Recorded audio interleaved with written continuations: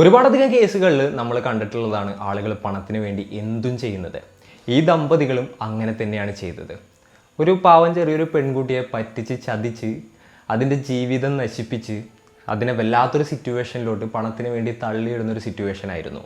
അപ്പോൾ എന്തൊക്കെയാണ് സംഭവിച്ചത്, ആരാണിത് ചെയ്തത്, എങ്ങനെയൊക്കെയാണ് ഇത് ചെയ്തത്, ഇത്തരത്തിലുള്ള കാര്യങ്ങളാണ് ഇന്നത്തെ വീഡിയോയിലൂടെ നമ്മൾ ഡിസ്കസ് ചെയ്യാൻ പോകുന്നത്. Hello guys, welcome back to the channel rising this side. Tirupati Puthupetta ഏരിയയിൽ കൃഷ്ണകിഷോർ റെഡ്ഡി എന്ന് പറയുന്ന 35 വയസ്സുകാരനും അയാളുടെ ഭാര്യയും താമസിച്ചിരുന്നു.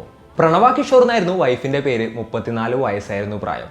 ഇവർ രണ്ടുപേരും ലോ സ്റ്റുഡൻസ് ആയിരുന്നു. ആ ഒരു ടൈമിൽ ലോ പഠിച്ചുകൊണ്ടിരിക്കുകയായിരുന്നു. പ്രണവ ശ്രീ പത്മാവതി വുമൺസ് യൂണിവേഴ്സിറ്റിയിലായിരുന്നു LLB ചെയ്യുന്നുണ്ടായിരുന്നത്.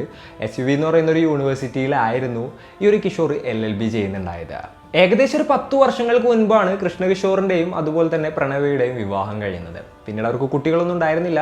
ലൈഫിൽ എങ്ങനെയെങ്കിലും മുന്നോട്ട് വരണം, ഒരുപാടധികം പണം സമ്പാദിക്കണം, അങ്ങനെയുള്ള ചിന്തകളായിരുന്നു അവർക്ക് ഉണ്ടായിരുന്നത്.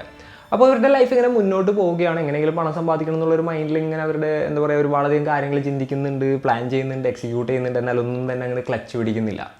ആ ഒരു ടൈമിലാണ് പ്രണവ തൻ്റെ ക്ലാസ്മേറ്റ് ആയിട്ടുള്ള 22 വയസ്സുള്ള ഒരു പെൺകുട്ടിയെ പരിചയപ്പെടുന്നത്.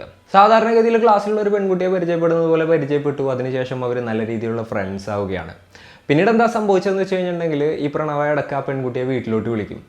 അതായത് ഹോസ്റ്റലിലായിരുന്നു ആ പെൺകുട്ടി നിന്നിരുന്നത്. വീട്ടുകാരൊക്കെ എന്താ പറയുക കുറച്ച് അകലെയായിരുന്നു, അതുകൊണ്ട് ഹോസ്റ്റലിൽ നിൽക്കായിരുന്നു. അപ്പോൾ ഹോസ്റ്റലിലത്തെ ഫുഡ് മോശമായിരിക്കില്ലേ, നീ വീട്ടിലോട്ട് പോയോ, നല്ല ഫുഡൊക്കെ വെച്ചുതരാമെന്ന് പറഞ്ഞുകൊണ്ട് പ്രണവ വിളിക്കും. അപ്പോൾ ഈ പെൺകുട്ടി സ്വാഭാവികമായിട്ടും നമ്മളുടെ ഒരു ക്ലാസ്മേറ്റ് എന്താ പറയുക വീട്ടിൽ പോകാൻ നല്ല ഫുഡ് ഉണ്ട് ഹോസ്റ്റലിലേക്കല്ലേ എന്ന് ചോദിച്ചു കഴിഞ്ഞിട്ടുണ്ടെങ്കിൽ സ്വാഭാവികമായിട്ടും നമ്മൾ എന്താണെന്നുണ്ടെങ്കിലും വീട്ടിലോട്ട് പോകും ഫുഡ് കഴിക്കാനായിട്ട്. അപ്പോൾ അങ്ങനെ ആ പെൺകുട്ടി ആ ഒരു എന്താ പറയുക അവരുടെ വീട്ടിലോട്ട് പോവുകയാണ്. അവിടെ എത്തി അവർ ഫുഡൊക്കെ ഉണ്ടാക്കി കഴിക്കുന്നതൊക്കെ പതിവാവുകയാണ്. ആ ഒരു ടൈമിലാണ് കൃഷ്ണയെ പരിചയപ്പെടുന്നത്.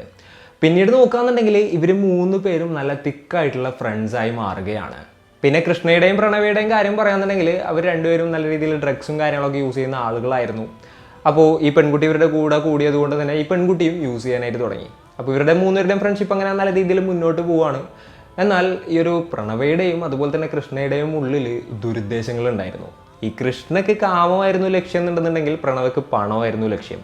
അപ്പോൾ 2 പേരുടെയും ആ ഒരു ഇത് തീർക്കാനായിട്ട് അവർ തീരുമാനിക്കുകയാണ്. അപ്പോൾ ഇവർ 2 പേരും കൂടെ ഒരു പ്ലാൻ ഇടുകയാണ്. സംഭവം എന്തായിരുന്നു എന്ന് വെച്ച് കഴിഞ്ഞിട്ടുണ്ടെങ്കിൽ ഇവരുടെ 2 പേരുടെയും കയ്യിൽ വലിയ കാര്യമായിട്ട് ക്യാഷ് ഒന്നുമില്ല. അപ്പോൾ പൈസ സമ്പാദിക്കണം, സുഖമായിട്ട് ജീവിക്കണം. അതിനുവേണ്ടി എന്ത് ചെയ്യും എന്നുള്ളത് ഇങ്ങനെ ആലോചിച്ചുകൊണ്ടിരുന്നപ്പോഴാണ് ഇവരുടെ മൈൻഡിലോട്ട് ആ ഒരു പെൺകുട്ടി വരുന്നത്. ആ പെൺകുട്ടിയെ പറ്റിച്ച് ബ്ലാക്ക് മെയിൽ ചെയ്ത് കഴിഞ്ഞിട്ടുണ്ടെങ്കിൽ ആവശ്യത്തിലധികം കാശ് ഉണ്ടാക്കുക എന്നുള്ളത് ഇവർ ചിന്തിക്കുകയാണ്.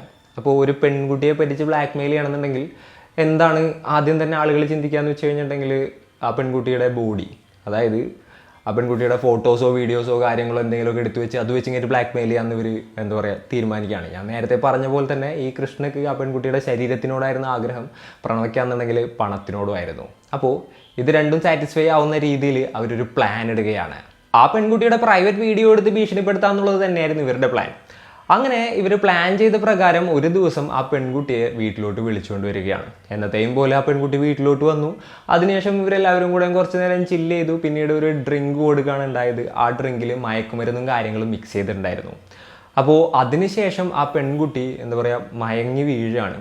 പിന്നീട് എന്താ സംഭവിച്ചതെന്ന് വെച്ച് കഴിഞ്ഞിട്ടുണ്ടെങ്കിൽ ഈ കൃഷ്ണ ആ പെൺകുട്ടിയെ എന്താ പറയുക റേപ്പ് ചെയ്യാനുണ്ടായത്. ഡ്രസ്സും കാര്യങ്ങളൊക്കെ അഴിച്ചു കളഞ്ഞു. അതിനുശേഷം റേപ്പ് ചെയ്തു. ഈ കംപ്ലീറ്റ് കാര്യങ്ങളെല്ലാം തന്നെ ആളുടെ ഭാര്യയായിട്ടുള്ള പ്രണവ വീഡിയോയിൽ പകർത്തുകയാണ്. അതിനുശേഷം ആ പെൺകുട്ടിയുടെ നേക്കഡായിട്ട് കിടക്കുന്ന ഫോട്ടോസും വീഡിയോസും അത് വേറെ എടുത്തു വെച്ചു. ഒന്ന് ആലോചിച്ച് നോക്കണം, ഒരു ഭാര്യ തൻ്റെ ഭർത്താവ് വേറൊരു പെൺകുട്ടിയെ റേപ്പ് ചെയ്യുന്നതിൻ്റെ വീഡിയോ പണത്തിന് വേണ്ടി എടുക്കുകയാണ്. അപ്പോൾ അത് കഴിഞ്ഞു പിറ്റേ ദിവസം ആയപ്പോഴത്തേന് പെൺകുട്ടിക്ക് ചെറുതായിട്ട് ബോധമൊക്കെ വന്നു. അപ്പോഴാണ് ഈ പെൺകുട്ടി തനിക്ക് എന്താണ് സംഭവിച്ചതെന്നുള്ളതിനെക്കുറിച്ച് ഇങ്ങനെ ബോധേടാകുന്നത്. അങ്ങനെ ആ ഒരു ഇതിൽ ഇങ്ങനെ പകപ്പിൽ ഇങ്ങനെ എഴുന്നേൽക്കുന്ന ആ ഒരു ടൈമിൽ തന്നെ ഇവർ 2 പേരും കൂടെയും ആ ഒരു റൂമിലോട്ട് കയറി ചെല്ലുകയാണ്. എന്നിട്ട് ആ പെൺകുട്ടിക്ക് ആ ഫോട്ടോസും വീഡിയോസും കാര്യങ്ങളെല്ലാം തന്നെ കാണിച്ചു കൊടുത്തു.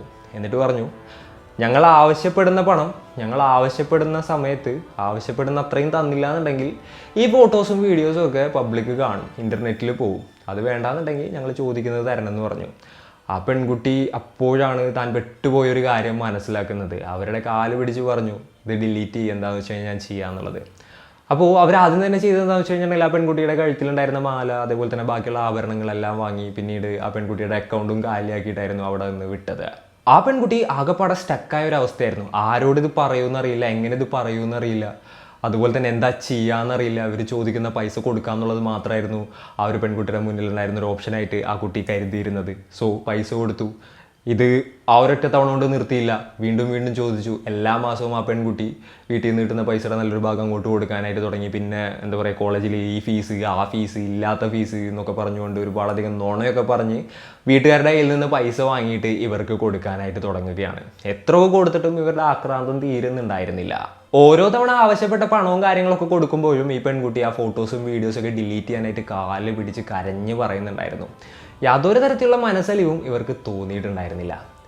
അങ്ങനെ ഇരിക്കെ ഒരു 3-4 മാസങ്ങൾക്ക് മുൻപ് ആ പെൺകുട്ടിയുടെ എൻഗേജ്മെൻറ്റ് കഴിയാണ്. അപ്പോൾ ഇവർ വീണ്ടും ഹാപ്പി ഇവർ രണ്ടുപേരും. കാരണം എൻഗേജ്മെൻ്റ് ഒക്കെ കഴിഞ്ഞാണല്ലോ, ഇനിയിപ്പോൾ നമുക്ക് കൂടുതലായിട്ട് ഭീഷണിപ്പെടുത്താലോ എന്നായിരുന്നു ഈ കപ്പിൾ വിചാരിച്ചത്. എൻഗേജ്മെൻറ്റ് കഴിഞ്ഞ് പിന്നീട് കോളേജിൽ വന്ന സമയത്ത് ആ ടൈമിലുണ്ടായിരുന്ന മാലയും പിന്നെ എൻഗേജ്മെൻറ്റ് റിങ് വരെ അവർ ഊരി കൊണ്ടുപോവാണ്. പിന്നെയും ഇതേപോലെ തന്നെ പൈസ ചോദിക്കാനും തുടങ്ങി. എന്താ ചെയ്യുക, ഏതാ ചെയ്യുക, ഞാനാകപ്പാടെ പെട്ടുപോയല്ലോ, എൻ്റെ ലൈഫ് മുഴുവൻ ഇവർ പറയുന്നത് പോലെ താൻ ജീവിക്കേണ്ടി വരുമല്ലോ എന്നുള്ളൊരു സിറ്റുവേഷനിൽ വൻ ഡിപ്രഷനിലോട്ട് ആ ഒരു പെൺകുട്ടി പോവുകയാണ്. പിന്നീട് കൃഷ്ണയും പ്രണവയും ചെയ്ത അടുത്തൊരു കാര്യം എന്തായിരുന്നു എന്ന് വെച്ച് കഴിഞ്ഞിട്ടുണ്ടെങ്കിൽ, ആ വീഡിയോസും ഫോട്ടോസും ഈ പെൺകുട്ടിയുടെ ബ്രദറിനും അതുപോലെ തന്നെ കല്യാണം കഴിക്കാൻ പോകുന്ന ചെക്കനുണ്ടല്ലോ ആ പയ്യനും അയച്ചു കൊടുക്കുകയാണ്. എന്നിട്ട് ഇവർ അവരുടെ അടുത്ത് നിന്ന് പണം ഡിമാൻഡ് ചെയ്ത് തുടങ്ങി. അതായത് ഈ വീഡിയോസും മറ്റൊക്കെ പുറത്ത് വിടണ്ടാന്നുണ്ടെന്നുണ്ടെങ്കിൽ പൈസ കൊടുക്കണം എന്ന് പറഞ്ഞിട്ട് അവരുടെ അടുത്ത് ഡിമാൻഡ് ചെയ്യാണ്. അപ്പോഴാണ് പാരൻസിനും അതുപോലെ തന്നെ ഫാമിലിയിലുള്ളവർക്കൊക്കെ ഇത്തരത്തിലുള്ള ഒരു കാര്യം മനസ്സിലാകുന്നത്. ഈ ഒരു വിവരം അറിഞ്ഞ് ആ പെൺകുട്ടി ജീവിതം അവസാനിപ്പിക്കാനായിട്ട് തീരുമാനിച്ചിട്ടുണ്ടായിരുന്നു. അങ്ങനെ സ്റ്റക്കായി നിൽക്കുന്ന ആ ഒരു ടൈമിൽ നേരെ ഹോസ്റ്റലിലോട്ട് ഈ പെൺകുട്ടിയുടെ പാരൻസ് വരികയാണ്. അപ്പോൾ വല്ലാത്തൊരവസ്ഥയിലായിരുന്നു ആ ഒരു പെൺകുട്ടി ഉണ്ടായിരുന്നത്. തൻ്റെ സ്വന്തം അമ്മയെ കണ്ടപ്പോൾ ആ പെൺകുട്ടി കെട്ടിപ്പിടിച്ച് പൊട്ടി കരയാണ്. അപ്പോൾ അമ്മ പറഞ്ഞു, എന്തൊക്കെയാണെന്നുണ്ടെങ്കിലും നീ സമാധാനപ്പെടുക, എന്താണെന്നുണ്ടെങ്കിലും പരിഹാരം ഉണ്ടാക്കാമെന്ന് പറഞ്ഞു. ആ പെൺകുട്ടിയെ സമാധാനിപ്പിച്ചു. അപ്പോൾ ആ പെൺകുട്ടി നടന്ന എല്ലാ കാര്യങ്ങളും പറഞ്ഞു. അതായത് കോളേജിൽ വന്നതും അതിനുശേഷം പ്രണവ എന്ന് പറയുന്ന ആ ഒരു പെൺകുട്ടിയെ പരിചയപ്പെട്ടതും പിന്നീട് ഇടയ്ക്കിടയ്ക്ക് ഫുഡ് കഴിക്കാനും അതുപോലെ തന്നെ ചില്ല് ചെയ്യാൻ വേണ്ടി കഴിഞ്ഞിട്ട് അവരുടെ വീട്ടിലോട്ട് പോയതും പിന്നീട് എന്താ പറയുക ചില ഡ്രഗ്സും കാര്യങ്ങളും യൂസ് ചെയ്തതും അതിനുശേഷം ഇതേപോലെ തന്നെ എന്താ പറയുക ഒരു ദിവസം പോയി അവർ തന്നെ ഡ്രഗ് ചെയ്ത് കിടത്തി ഇത്തരത്തിലുള്ള വീഡിയോസും കാര്യങ്ങളൊക്കെ എടുത്തു. ഇതേപോലെ തന്നെ റേപ്പ് ചെയ്തു തുടങ്ങിയിട്ടുള്ള എല്ലാ കാര്യങ്ങളും തൻ്റെ അമ്മയുടെ അടുത്ത് ആ ഒരു പെൺകുട്ടി പറയുകയാണ്. ഈ ടോർച്ചറിൻ്റെ ഒക്കെ കഥ കേട്ട പെൺകുട്ടിയുടെ അമ്മ പറഞ്ഞു, നീ തെറ്റൊന്നും ചെയ്തിട്ടില്ല, തെറ്റ് ചെയ്തത് മുഴുവൻ അവരാണ്, നമുക്കെന്താണെന്നുണ്ടെങ്കിൽ ഇത് നിയമപരമായിട്ട് നേരിടാമെന്ന് പറഞ്ഞുകൊണ്ട് തിരുപ്പതി പോലീസ് സ്റ്റേഷനിലോട്ട് അവർ നേരെ പോവുകയാണ്. Tirupati rural police സ്റ്റേഷനിലോട്ട്.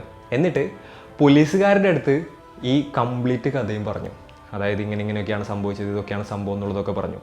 അപ്പോൾ തെളിവ് ഇവരുടെ കയ്യിലുണ്ടായിരുന്നു. ഓൾറെഡി പൈസയും കാര്യങ്ങളൊക്കെ ചോദിച്ച് ഭീഷണിപ്പെടുത്തിയ മെസ്സേജുകളും കാര്യങ്ങളൊക്കെ ഓൾറെഡി അയച്ചിട്ടുണ്ടായിരുന്നല്ലോ. ആ മെസ്സേജും കാര്യങ്ങളൊക്കെ പോലീസിന് കാണിച്ചു കൊടുക്കുകയാണ്. അപ്പോൾ പോലീസിന് ഇതിൻ്റെ ഒരു സീരിയസ്നെസ് മനസ്സിലാവുകയാണ്. വളരെ പെട്ടെന്ന് തന്നെ പോലീസുകാർ ആ കപ്പിളിനെ അറസ്റ്റ് ചെയ്യാനായിട്ട് പുറപ്പെടുകയും ചെയ്തു.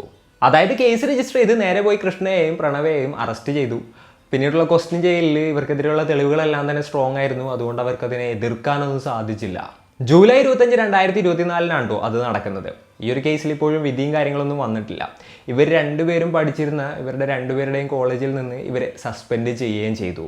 ചുരുക്കം പറഞ്ഞു കഴിഞ്ഞിട്ടുണ്ടെങ്കിൽ ആ ഒരു പെൺകുട്ടി ആത്മഹത്യയുടെ വക്കിൽ നിൽക്കുകയായിരുന്നു. ആ ഒരു സമയത്ത് ഇവർ ഇത്തരത്തിലുള്ള വീഡിയോസും കാര്യങ്ങളൊക്കെ ബാക്കി ഫാമിലി മെമ്പേഴ്സിനൊക്കെ അയച്ചു കൊടുത്തു. അതിനുശേഷം അവരിങ്ങോട്ട് വന്ന് ആ ഒരു പെൺകുട്ടിയെ രക്ഷിച്ചത് കൊണ്ട് മാത്രം ആ ഒരു പെൺകുട്ടി എന്താ പറയുക ജീവിതത്തിലോട്ട് തിരിച്ചു വന്നിട്ടുണ്ടാകും. ഇപ്പോഴും ആ ട്രോമയും കാര്യങ്ങളൊന്നും മാറിയിട്ടുണ്ടാകാനുള്ള സാധ്യത വളരെ കുറവാണ്. എന്നാലും നമ്മൾ നോക്കുകയാണെന്നുണ്ടെങ്കിൽ അറ്റ്ലീസ്റ്റ് മരിച്ചിട്ടില്ല എന്നെങ്കിലും പറയാൻ പറ്റും. എന്തായാലും പാരൻസിൻ്റെ സപ്പോർട്ട് ഉണ്ടായിരുന്നു. നീ തെറ്റൊന്നും ചെയ്തിട്ടില്ല എന്നുള്ളൊരു കാര്യം ആ പെൺകുട്ടിയോട് പറയാണ്. ആ പെൺകുട്ടിയുടെ ഉള്ളിലുള്ള ഒരു ഗിൽറ്റ് ഫീൽ ഉണ്ടല്ലോ, അതിൻ്റെ ഒന്നും ആവശ്യമില്ല എന്നൊക്കെ പറയാണ്. അപ്പോൾ നമുക്ക് ആർക്കാണെന്നുണ്ടെങ്കിലും എന്തെങ്കിലും ഇഷ്യൂസും കാര്യങ്ങളൊക്കെ ഉണ്ടാവുകയെന്നുണ്ടെങ്കിൽ പാരൻസിൻ്റെ അടുത്ത് പറയാം, ഇല്ലാന്നുണ്ടെങ്കിൽ നമ്മളുടെ സിബ്ലിങ്സിൻ്റെ അടുത്ത് പറയാം. കാരണം എന്താണെന്ന് വെച്ച് കഴിഞ്ഞിട്ടുണ്ടെങ്കിലും അവർ നമ്മളെ ഓൾമോസ്റ്റ് എന്താ പറയുക ഭൂരിപക്ഷ ആളുകളും നമ്മളെ കൈവിടില്ല. പേരൻസ് തന്നെ അക്രമങ്ങൾ ചെയ്യുന്ന, അല്ലാന്നുണ്ടെങ്കിൽ സിബ്ലിങ്സ് തന്നെ അക്രമങ്ങൾ ചെയ്യുന്ന കാര്യങ്ങളും സ്റ്റോറീസൊക്കെ വേറെയുണ്ട്. എന്നാലും നമ്മൾ നോക്കുകയാണെന്നുണ്ടെങ്കിൽ ഭൂരിഭാഗം പാരൻസും ആദ്യമൊക്കെ എന്തെങ്കിലുമൊക്കെ പറയുന്നുണ്ടെങ്കിലും എന്തെങ്കിലുമൊക്കെ പോയി പെട്ട് കഴിഞ്ഞിട്ടുണ്ടെന്നുണ്ടെങ്കിൽ നമ്മളെ രക്ഷിക്കാൻ ശ്രമിക്കും എന്നുള്ളതിൽ വലിയ തർക്കത്തിൻ്റെ ഒന്നും ആവശ്യമില്ലല്ലോ. പിന്നെ ഈ പ്രണവയുടെയും കൃഷ്ണയുടെയും കാര്യം നോക്കുകയാണെന്നുണ്ടെങ്കിൽ പണത്തിന് വേണ്ടി ഏതറ്റം വരെ താഴാനും മടിക്കാത്ത ആളുകളാണ്. അതായത് സ്വന്തം ഭർത്താവ് വേറൊരു പെൺകുട്ടിയെ റേപ്പ് ചെയ്യുന്ന വീഡിയോ ഒക്കെ എടുത്ത് കഴിഞ്ഞിട്ട് അത് വെച്ച് ഭീഷണിപ്പെടുത്തി കാശൊക്കെ വാങ്ങാമെന്ന് പറഞ്ഞു കഴിഞ്ഞിട്ടുണ്ടെങ്കിൽ അത്രയും തരം താണ പണികളാണ് ഇവരൊക്കെ ചെയ്തത്. എന്താണല്ലേ ഈ ഒരു ലോകം എങ്ങോട്ടൊക്കെയാണല്ലേ പോകുന്നത്. അപ്പോൾ ഇന്നത്തെ ഒരു വീഡിയോയിൽ ഇത്രയൊക്കെയാണ് പറയാനുള്ളത്. ഈ ഒരു സ്റ്റോറി കേട്ടപ്പോൾ നിങ്ങൾക്ക് എന്താണ് തോന്നിയത്, നിങ്ങളുടെ തോട്ട്സും മറ്റും എന്തൊക്കെയാണെന്നുണ്ടെങ്കിലും താഴെ കമൻറ്റുകളായിട്ട് രേഖപ്പെടുത്തുക. അപ്പോൾ and it's me Rejeen signing off. Peace. Stay peaceful guys. Stay safe.